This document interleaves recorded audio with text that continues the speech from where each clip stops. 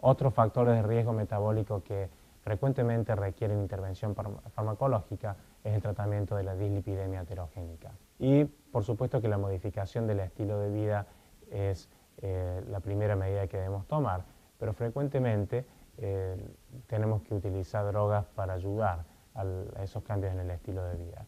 El objetivo principal es bajar primero los niveles de la LDL y va a depender, qué tan bajo tenemos que estar, va a depender del puntaje de riesgo de Framingham y de las otras guías. Aquellos pacientes que tienen enfermedad coronaria establecida, las recomendaciones son que la LDL se baje por encima de 100 o en algunos casos por debajo de 100 o en algunos casos por debajo de 70.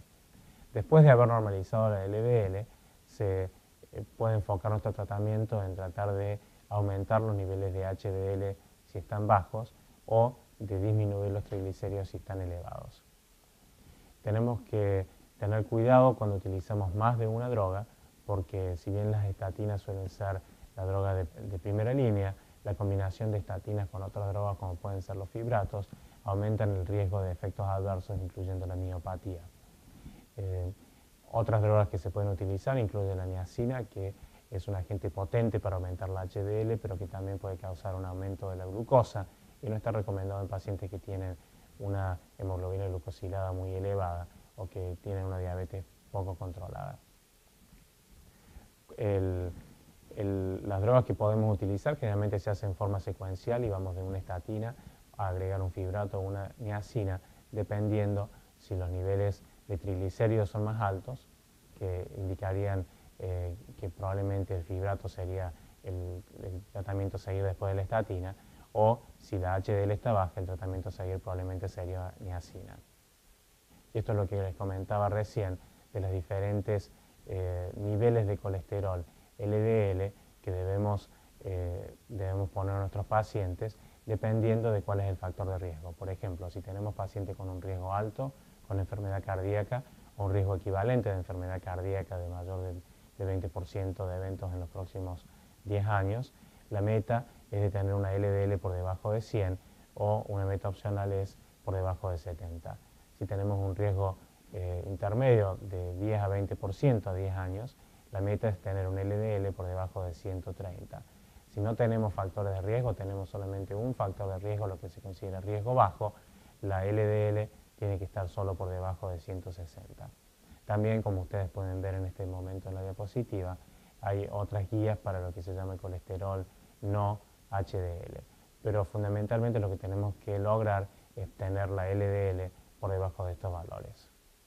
Cuando utilizamos terapia médica en aquellos pacientes de alto riesgo, es si tenemos una LDL por encima de 100, en aquellos pacientes de riesgo moderado, si la LDL está por encima de 130, si el factor de riesgo es menor, se utiliza terapia farmacológica cuando la LDL está por encima de 190. La hipertensión es otro componente del síndrome metabólico que frecuentemente requiere de tratamiento médico más allá de la modificación del estilo de vida. Entonces, primero, por supuesto, hay que tratar de implementar cambios en el estilo de vida, tratando de mejorar el peso y aumentar la actividad física. También puede ser restricción de sodio a no más de 2,4 gramos por día y una moderación del consumo de alcohol, así como también un aumento en la ingesta de frutas y verduras. Aquellas personas que tienen hipertensión con una presión arterial por encima de 140/90, la terapia para la presión debe iniciarse después de confirmar la presión arterial en visitas subsiguientes. Aquellas personas que tienen una presión arterial que se considera que está en el límite por encima de 130/80, se puede considerar tratamiento si tienen otros factores de riesgo, como puede ser la diabetes. Creo que parte del problema cuando nosotros tratamos a nuestros pacientes por hipertensión es que no somos lo suficientemente agresivos. El tratamiento agresivo y temprano para lograr que la presión arterial sea óptima es importante. Y la mayoría de los pacientes van a necesitar por lo menos 2 medicamentos, y en muchos casos más de 2 medicamentos, para lograr ese objetivo de tener una presión arterial normal. Los inhibidores del eje de la renina-angiotensina pueden ser de beneficio en la prevención de la diabetes, así como también en la prevención de complicaciones en aquellos pacientes que ya tienen una diabetes establecida. Los diuréticos y los beta-bloqueantes en algunos casos pueden aumentar la resistencia a la insulina, aunque estos agentes han demostrado en otros estudios que disminuyen el riesgo de enfermedad cardiovascular y cerebrovascular, así que pueden estar indicados en un buen número de pacientes. Aunque ciertos medicamentos son metabólicamente mejores que otros, lo más importante es tener una presión arterial normal.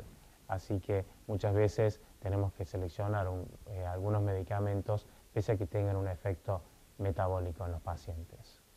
Hablemos ahora del tratamiento del manejo de la resistencia a la insulina y de la hiperglucemia en pacientes con el síndrome metabólico. La reducción de peso más la actividad física, o las dos cosas preferentemente, van a retrasar o prevenir el inicio de la diabetes tipo 2. Algunas drogas, como por ejemplo las drogas TZD y la carbosa, han demostrado que pueden disminuir el riesgo de diabetes tipo 2 en personas con resistencia a la insulina.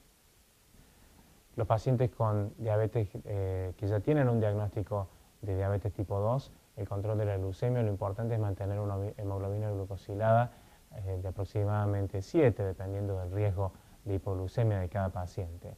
Y metformina generalmente es el agente que utilizamos de primera línea. De hecho, en algunos pacientes está recomendado utilizar metformina, o se puede utilizar metformina si están en un estado de prediabetes, o si tienen un riesgo alto de diabetes, aunque todavía no la hayan desarrollado. La metformina generalmente es el primer agente, a menos que el paciente tenga síntomas muy marcados o tenga un aumento de la glucosa muy elevado, lo que nos haría, por ejemplo, considerar otros tratamientos como puede ser la insulina. Con respecto al estado protrombótico, a veces también hace falta tratamiento farmacológico, y está recomendado que aquellos pacientes que sean de alto riesgo tendrían que estar tomando, por ejemplo, una aspirina, y en aquellos pacientes en los que la aspirina está contraindicada, tenemos que considerar el uso de otras drogas alternativas como puede ser el clopidogrel. Para aquellos pacientes que tienen riesgo moderadamente alto, hay que muchas veces considerar la terapia con aspirina a dosis baja también. Y ahora hablemos por último del estado proinflamatorio y de algunas formas de tratarlo. ¿Qué consideramos un estado proinflamatorio? Un aumento en marcadores como puede ser la proteína C reactiva, el fibrinógeno, el factor de necrosis tumoral o la interleuquina 6. El único de estos marcadores que en realidad está disponible a la clínica es la proteína C reactiva, y se considera elevada cuando los niveles están por encima de 3 miligramos por litro. Modificaciones del estilo de vida con reducción de peso está demostrado que disminuyen los niveles de proteína C reactiva.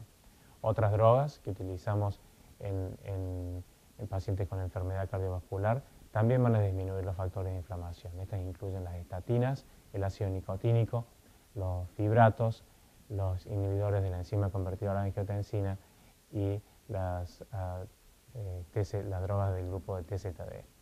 De todas formas, estas drogas no están recomendadas solamente para el tratamiento de un aumento en la proteína C reactiva, pero sí en el tratamiento de, por ejemplo, la dislipidemia o la hipertensión en pacientes que tienen inflamación. Vemos, por ejemplo, acá de vuelta revisamos los datos del estudio de Lucas Head y vemos cuál es la reducción en proteína C reactiva que se logra con modificación del estilo de vida.